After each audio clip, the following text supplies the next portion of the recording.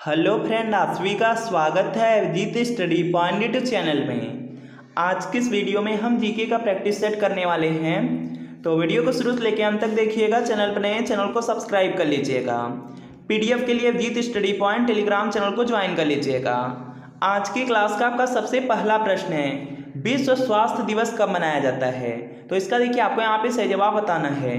जो देखिए विश्व स्वास्थ्य दिवस है ये 7 अप्रैल को मनाया जाता है। तो यहाँ पर आपका ऑप्शन नंबर ए वाला बिल्कुल राइट आंसर हो जाएगा। बहुत ज़्यादा इंपॉर्टेंट है आपके एग्जाम के लिए। इसके अलावा आपके एग्जाम में और भी प्रश्न जो पूछे जा सकते हैं, जैसे विश्व जनसंख्या दिवस है 11 जुलाई को मनाया जाता है, और पृथ्वी दिवस है 22 अप्रैल को मनाया जाता है। यह आपके एग्जाम में पूछा जा सकता है। इसके अलावा राष्ट्रीय युवा दिवस है जो कि 12 जनवरी को मनाया जाता है। तो इस तरह के प्रश्न आपको याद रखने हैं आपको एग्जाम के लिए। अगला प्रश्न है कि गुलाम वंश का संस्थापक कौन था? तो इसका देखिए आपको सही जवाब बताना है। जो देखिए आपके यहाँ पे गुलाम वंश है, इसका जो संस्थापक है कुतुबुद्दीन ऐबक थे। तो यहाँ पे ये वाला आपका राइट आंसर हो जाएगा। अगला प्रश्न है कि सौरमंडल का जो सबसे बड़ा ग्रह है वह कौन सा है? तो यहाँ पर देखेंगे इसका जो राइट आंसर है बृहस्पति हो जाएगा। ऑप्शन नंबर ए वाला बिल्कुल राइट आंसर होगा। इंपॉर्टेंट है, आप लोग याद रखेंगे। इसके अलावा आपसे पूछा जा सकता है कि सूर्य के सबसे नजदीक कौन सा ग्रह है? तो यह आपको याद रखना है, बुध है। और इसके अलावा यहाँ पे पूछा जा सकता है उपग्रह के बारे में। तो यहाँ पे जो मंगल ग्रह है इसके 2 यहाँ पे उपग्रह हैं, फोबोस डिमोस, इसको याद रखना है। इसके अलावा जो नीला ग्रह है पृथ्वी को कहा जाता है, इसको आपको याद रखना है। और जो सांझ का तारा है भोर का तारा है। और जो आपका सबसे चमकीला ग्रह है शुक्र है, इसको भी आपको याद रखना है। भारत की सबसे चौड़ी नदी कौन सी है यह आपको बताना है। तो यहाँ पे इसका राइट आंसर हो जाएगा, भारत की जो सबसे चौड़ी नदी है वह ब्रह्मपुत्र है। तो यहाँ पे सी वाला राइट आंसर होगा। नासिक की किस नदी के तट पर स्थित है यह आपको बताना है। जो देखिए आपके यहाँ पे नासिक है, नासिक गोदावरी नदी के तट पर है। तो सी वाला आपका राइट आंसर होगा। अगला प्रश्न है कि जो असहयोग आंदोलन है जिसे गांधी जी के द्वारा कब शुरू किया गया था, यह आपसे पूछा गया है। तो आप लोग जानते हैं कि जो असहयोग आंदोलन था वह गांधी जी के द्वारा शुरू किया गया था, और यह देखेंगे 1920 में शुरू हुआ था। तो यहाँ पे बी वाला आपका राइट आंसर होगा। अगला प्रश्न है कि नीति आयोग की स्थापना कब हुई? देखिए जो यहाँ पे योजना आयोग था, योजना आयोग का नाम बदल करके नीति आयोग किया गया है। और जो आपका यहाँ पे नीति आयोग है इसकी जो स्थापना है 1 जनवरी 2015 को हुई।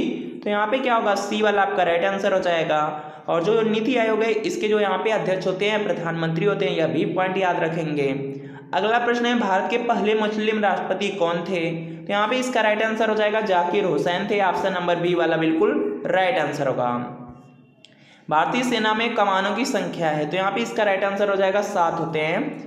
इसके बाद देखिए अगला प्रश्न है कि निम्न में से कौन सा विटामिन है जो जल में घुलनशील है? तो इसका देखिए आपको सही जवाब बताना है। बहुत ज़्यादा इंपॉर्टेंट है। और जल में घुलनशील विटामिन में विटामिन बी और विटामिन आपका सी आता है। तो यहाँ पे जो सी वाला दिया गया, सी वाला राइट आंसर हो जाएगा। इसके अलावा देखिए जल में घुलनशील होता है, दूसरा होता है वसा में घुलनशील। जो वसा में घुलनशील विटामिन है इसमें ADE होता है। इसको आप लोग याद रख लेंगे, इंपॉर्टेंट है एग्जाम की दृष्टि से। अगला प्रश्न है कि मौलिक अधिकार कौन से देश से लिया गया है? तो इसका देखिए आपको सही जवाब बताना है। देखिए जो मौलिक अधिकार है यह संयुक्त राज्य अमेरिका देश से लिया गया है। तो सी वाला आपका राइट आंसर का इंपॉर्टेंट आपको याद रखना है। बहुत ज़्यादा इंपॉर्टेंट है, इसलिए जरूर याद रखिए। अगला प्रश्न है कि जो कृषि अर्थव्यवस्था है कौन से क्षेत्र में आता है? तो यहाँ पे इसका राइट आंसर हो जाएगा, यह प्राथमिक यहाँ पे क्षेत्र में आ जाता है। तो ये वाला राइट आंसर होगा। अगला प्रश्न है कि चीन की मुद्रा क्या है? तो इसका देखिए आपको सही जवाब बताना है। देखिए जो चीन की मुद्रा है, चीन की जो राजधानी है वह कहाँ पर है? बीजिंग में है। और इसकी जो यहाँ पे मुद्रा है युवान है। तो यहाँ पे क्या होगा, ए वाला राइट आंसर होगा। इसके अलावा इंपॉर्टेंट है जापान, जापान देश की यहाँ पे जो राजधानी है यह आपकी है टोक्यो है। और इसकी मुद्रा की बात की जाए तो येन है। इसको आपको याद रखना इंपॉर्टेंट है।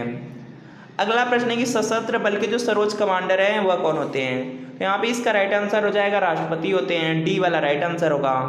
पानीपत की जो पहली लड़ाई है किनके बीच लड़ी गई थी? तो देखेंगे जो पानीपत की पहली लड़ाई थी वह बाबर और यहाँ पे इब्राहिम लोदी के बीच में हुआ था। तो बी वाला राइट आंसर होगा। और यहाँ पर देखेंगे जो पानीपत की पहली लड़ाई थी 1526 में हुई थी, दूसरी 1556 में हुई थी, तीसरी 1761 ईस्वी में हुई थी। इसको याद रख लेंगे। प्लासी का युद्ध इंपॉर्टेंट है, 1757 ईस्वी में हुआ था। इसको याद रख लेंगे। इसके अलावा यहाँ पे तराइन के युद्ध 1191 में 1192 में हुआ था। पहला 1191 में, दूसरा 1192 में हुआ था। यह याद रखेंगे। अगला प्रश्न है कि मलेरिया किसके कारण होता है, तो यहाँ पे इसका राइट आंसर हो जाएगा या प्रोटोजोआ के कारण होता है, तो बी वाला राइट आंसर होगा। विटामिन का आविष्कार किसने किया था, जो विटामिन का देखिए आविष्कार है यह फंक ने किया था, ए वाला आपका राइट आंसर होगा। कार्यबल और विस्थापन के बीच का संबंध बताइए, तो यहाँ पे देखेंगे इसका राइट आंसर हो जाएगा W बराबर यहाँ पे क्या होगा आपका F गुणे D हो जाएगा। तो यहाँ पे क्या होगा, W से आपका यहाँ पे क्या हो जाएगा वर्क हो जाएगा, कार्य हो जाएगा, F से आपका बल यहाँ पे फोर्स हो जाएगा, बल हो जाएगा, और D से आपका यहाँ पे विस्थापन होगा। अगला प्रश्न आपका यहाँ पे कि कौन सा रसायन है जो पौधों से प्राप्त होता है, तो यहाँ पे इसका राइट आंसर हो जाएगा जो कुनैन है। कुनैन आपको पता है कि पौधों से ही प्राप्त की जाती है, तो यहाँ पे ए वाला राइट आंसर होगा। बल का एसआई मात्रक क्या है, यह भी इंपॉर्टेंट है, यहाँ पे इसका राइट आंसर होगा बल का एसआई मात्रक न्यूटन होता है, बी वाला आपका राइट आंसर है। अगला प्रश्न है कि सिस्मोग्राफ से क्या मापा जाता है। देखिए जो सिस्मोग्राफ होता है इससे भूकंप की तीव्रता मापी जाती है, तो डी वाला राइट आंसर होगा। यहीं पे अगर सिस्मोलॉजी होता तो भूकंप का अध्ययन मापा जाता है या भूकंप का अध्ययन किया जाता है, इसको भी आप लोग यहाँ पे क्या करेंगे याद रख लेंगे, इंपॉर्टेंट है।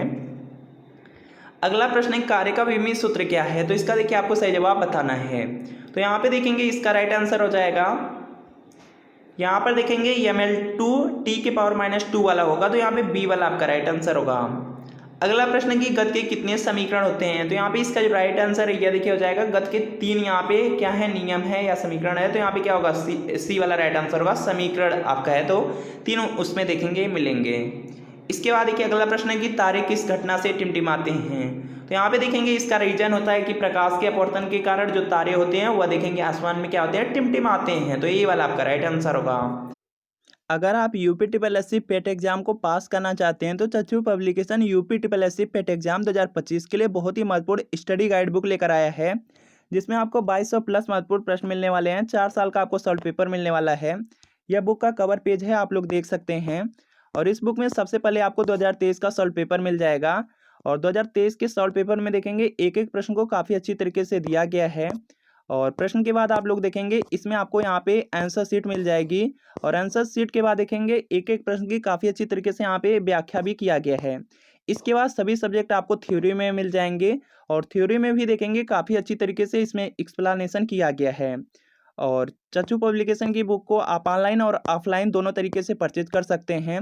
अगर आपको ऑफलाइन परचेज करना है तो अपने नज़दीकी किसी भी बुक स्टोर से आप बुक का कवर पेज दिखा करके परचेज कर सकते हैं। अगर आपको ऑनलाइन परचेज करना है तो वीडियो के नीचे डिस्क्रिप्शन बॉक्स में आपको लिंक मिल जाएगी, लिंक को क्लिक करके आप यूपी-SSC पेट एग्जाम की जो बुक हैं इनको आप ऑर्डर कर सकते हैं।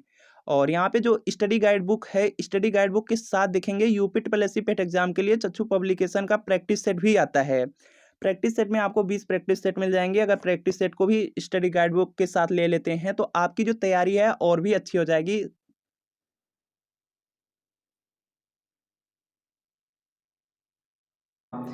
अगला प्रश्न है कि 1 हार्स पावर किसके बराबर होता है, तो जो आपका 1 हार्स पावर होता है यह 746 वाट के बराबर होता है, तो सी वाला राइट आंसर होगा। नीले लिटमस को लाल कर देता है, तो यहाँ पे इसका जो राइट आंसर है यह देखिए हो जाएगा अम्ल।